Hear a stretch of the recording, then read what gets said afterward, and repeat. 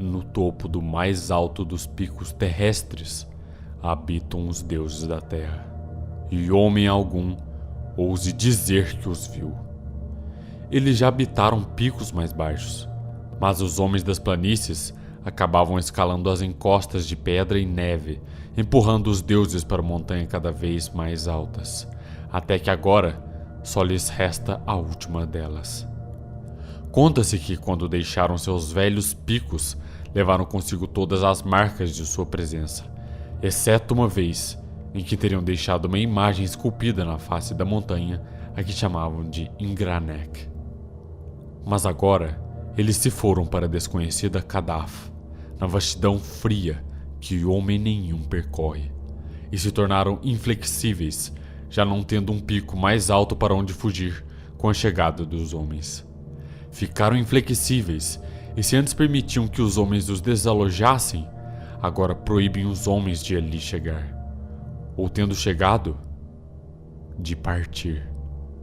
É bom que os homens nada saibam sobre Kadaf na vastidão fria. Caso contrário, tentariam imprudentemente galgá-la. Às vezes, saudosos, os deuses da terra visitam, nas noites serenas, os picos onde costumavam viver, e choram mansamente enquanto tentam se divertir à moda antiga nas relembradas encostas. Os homens sentiram as lágrimas dos deuses sobre a nevada Turai, embora tenham pensado que fosse chuva, e ouviram os suspiros dos deuses nos lamúrios ventos matinais de Lerion. Em embarcações de nuvens, os deuses costumam viajar, e aldeões sábios conhecem lendas que os levaram a se afastar de certos altos picos, à noite, quando o tempo está nublado, pois os deuses já não são afáveis como antigamente.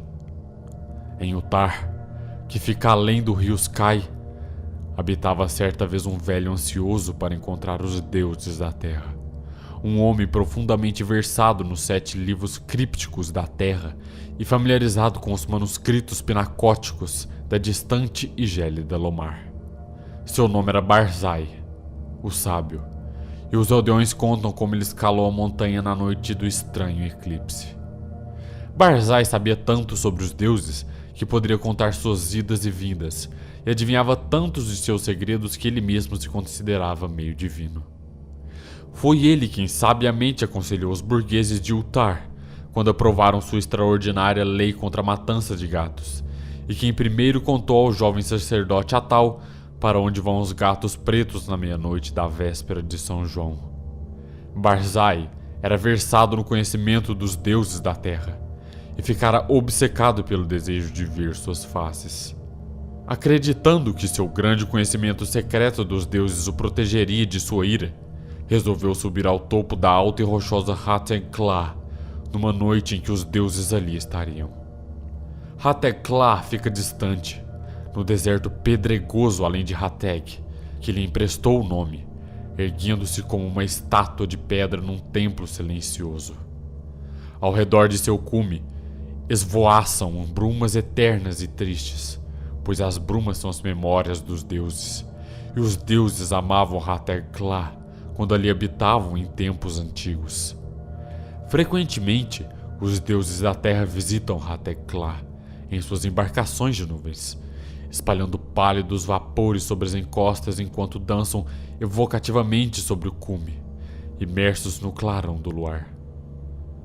Os aldeões de Hateg dizem que é perigoso escalar Hatekla em qualquer momento, e mortal escalá-la à noite, quando pálidos vapores ocultam o cume e a lua. Mas Barzai não lhes deu atenção ao chegar à vizinha Utar, com o jovem sacerdote Atal, seu discípulo.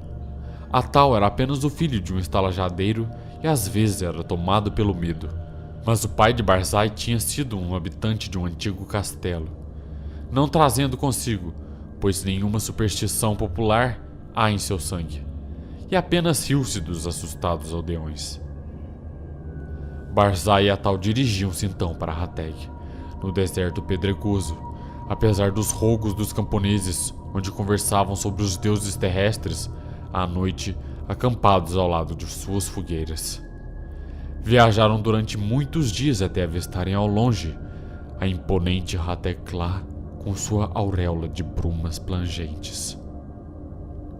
No 13º dia, alcançaram a solitária base da montanha, e Atal falou de seus temores.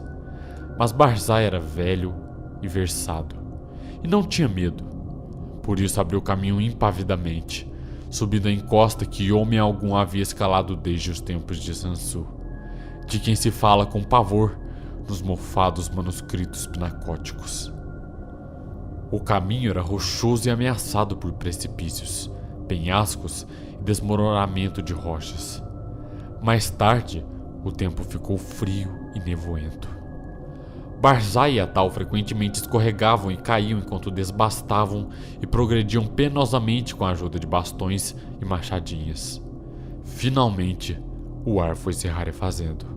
O céu mudou de cor, e os alpinistas encontravam dificuldade para respirar, mas continuavam subindo e subindo, arduamente, embevecidos com a estranheza do cenário e arrepiando-se com a ideia de que aconteceria no cume quando a lua saísse e os pálidos vapores o rodeassem.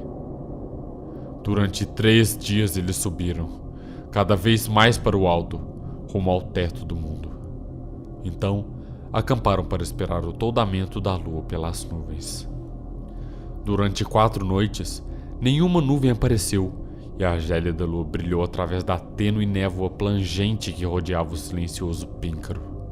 Então, na 5ª noite, que era a noite da lua cheia, Barzai avistou longínquas nuvens densas ao norte e postou-se de pé, com o mal, assistindo à sua aproximação. Densas e majestosas, elas deslizavam, avançando lentamente, deliberadamente, espalhando-se ao redor do alto do cume, acima dos observadores e toldando-lhes a visão da lua do pico. Durante uma demorada hora, os 2 espectadores ficaram observando o turbilhão de vapores e o véu de nuvens que se adensava incessantemente. Banal era versado no conhecimento dos deuses da terra e ficou atento para escutar certos sons, mas Atal sentiu o calafrio dos vapores e o pavor da noite, assustando-se ainda mais. E, quando Barzai reencontrou a subida e acenou vivamente para ele, Atal demorou a segui-lo.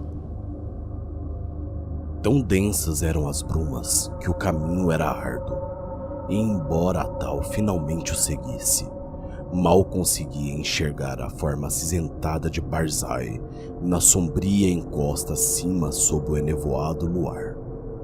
Barzai avançava penosamente, muito à frente, e o despeito de sua idade parecia subir mais facilmente que Atal, sem temer a inclinação do terreno que começa a ficar íngreme demais para alguém que não fosse forte e ousado, nem se deter diante das largas fendas negras que Atal mal conseguia saltar. E assim prosseguiriam, galgando freneticamente rochas e precipícios, escorregando e caindo, e ocasionalmente se assombrando com a vastidão e o terrível silêncio dos tenebrosos picos gelados e do silencioso abismo de granito. De repente, Barzai sumiu de vista de Atal ao escalar um terrível penhasco que parecia se projetar para a frente, bloqueando a passagem de qualquer alpinista não inspirado pelos deuses terrestres. Atal estava muito abaixo do planejado, o que deveria fazer quando chegasse no local, quando percebeu, intrigado, que a luz tinha ficado mais intensa, como se o desnublado pico e o eloelado ponto de encontro dos deuses estivessem muito próximo. E enquanto se arrastava para o rochedo saliente e o céu iluminado, sentiu calafrios mais assustadores do que jamais sentira. Ouviu então, através das altas brumas, a voz de Barzai gritando, ensandecido de encanto: Eu ouvi os deuses! Eu ouvi os deuses da terra cantando festivamente em Hatleka. As vozes dos deuses da terra são conhecidas por Barzai, o profeta. As névoas se abrem e a lua brilha. E verei os deuses dançando freneticamente sobre a terra de Hathliká, que amavam em sua juventude. A sabedoria de Barzai tornou-se maior do que os deuses terrestres, e contra sua vontade, suas magias e os obstáculos não contam. Barzai verá os deuses, os orgulhosos deuses, os secretos deuses, os deuses da terra que se esquivam da vista humana. Atal não conseguia ouvir as vozes que Barzai escutava, mas agora, próximo do rochedo saliente, esquadrinhava-o à procura de apoios para os pés. Foi quando ouviu a voz de Barzai, mais alta e esgarniçada. A névoa está muito fina, e a lua lança sombras sob a encosta. A voz dos deuses terrestres são altas e selvagens, e eles temem a vinda de Barzai, o sábio, que é maior do que eles. O clarão da lua estremece, enquanto os deuses da terra dançam contra ele. Verei as formosas dançantes dos deuses, que saltam e uivam ao luar. A luz escureceu, e os deuses estão com medo. Enquanto Barzai gritava essas coisas, Atal sentiu uma mudança espectral no ar, como se as leis da terra estivessem se curvando a leis maiores. Pois embora o caminho fosse mais íngreme do que nunca, a ascensão se tornara assustadoramente fácil, e o rochedo saliente mostrou-se um obstáculo risível quando ele o alcançou e se arrastou perigosamente para cima, percorrendo sua superfície convexa.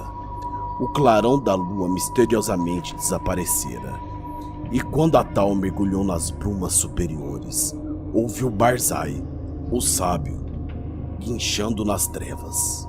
A lua escureceu e os deuses dançam dentro da noite. Há terror no céu, pois sobre a lua desceu um eclipse não previsto em nenhum livro dos homens ou dos deuses terrestres, para uma magia desconhecida em Hathliká, pois os gritos dos assustadores deuses transformaram-se em risos, e as encostas de gelo se lançam interminavelmente nos céus negros para onde mergulham. Ei! Enfim, na pálida luz, eu vejo os deuses terrestres. Atal, deslizando agora, vertiginosamente para o alto sobre precipícios inconcebíveis, ouve então, na escuridão, um riso apavorante misturado com um grito como homem algum jamais ouviu, exceto do Plagueton, dos pesadelos indescritíveis. Um grito em que reverberam o horror e a angústia de toda uma vida fabulosa, condensados num instante atroz. Os deuses! Os deuses! Os outros deuses! Os deuses dos infernos exteriores que guardam os frágeis deuses terrestres. Desvie o olhar! Volte! Não olhe! Não olhe! A vingança dos abismos infinitos! Este maldito, funesto abismo! Piedosos deuses da terra! Estou caindo no céu! E enquanto Atal, dos olhos cerrados e ouvidos tapados, tentavam saltar para baixo, vencendo a pavorosa sucção das alturas desconhecidas, ressoou em Hathliká aquele fabuloso estrondo de trovão que acordou os pacatos aldeões das planícies e os honestos burgueses de Hath, Nir e Utlar, e levou-os a avistar, por entre as nuvens, o estranho eclipse da lua que nenhum livro havia previsto. E, quando a lua finalmente apareceu, Atal estava a salvo sobre as neves inferiores da montanha, sem nenhum vislumbre dos deuses terrestres ou dos outros deuses. Está contado nos mofados manuscritos pinacóticos que Sansu nada encontrou, exceto rochas mudas e gelo quando escalou Hathliká, na juventude do mundo.